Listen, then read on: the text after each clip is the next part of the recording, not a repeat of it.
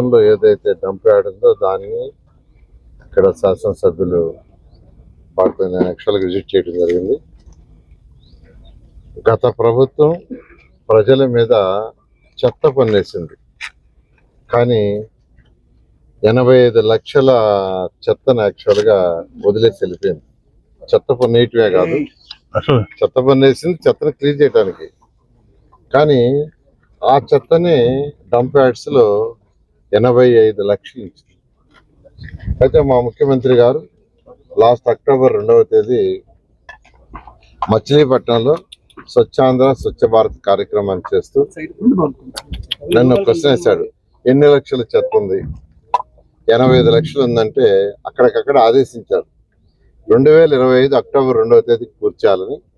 దానికి తగ్గట్టుగానే టెండర్లు పిలిచాం. ఆ కంపెనీ వాళ్ళు యాక్చువల్గా ఈరోజు రాష్ట్రంలో చేస్తున్నారు. నిన్న సాయంకాలానికి 85 లక్షల్లో 79 లక్షలు పూర్తి చేశారు. 79 లక్షల చెత్తని లెగసీని క్లియర్ చేశారు. ఇంకా కేవలం 6 లక్షలే ఉంది ముఖ్యమంత్రి గారికి ఇచ్చిన కమిట్మెంట్ ప్రకారం. అయితే రోజుకి 55,000 టన్నులు చేస్తున్నారు. గత 2 నెలల్లో వర్షాలు ఉండటం వల్ల కొంత అంతరాయం జరిగింది. ఇలాంటి ఎవరికి అయిపోయింది అది. రోజుకి ఇప్పుడు 55,000 టన్నులు ఎక్కువ చేస్తారు. బహుశా ఇంకొక 10 రోజుల్లో కంప్లీట్ అయిపోతుంది.